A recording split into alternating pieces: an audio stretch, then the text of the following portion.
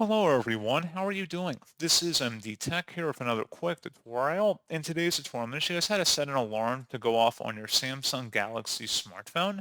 So this should hopefully be a pretty straightforward process here, guys. And without further ado, let's go ahead and jump right into it.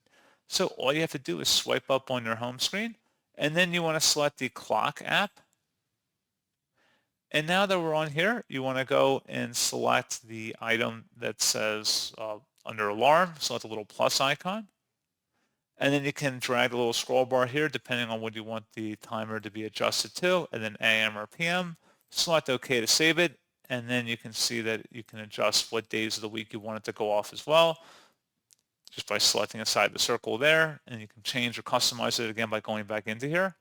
So pretty straightforward process on that, guys. And as always, thank you for watching. I do hope that I was able to help you out, and I do look forward to catching you all in the next tutorial. Goodbye.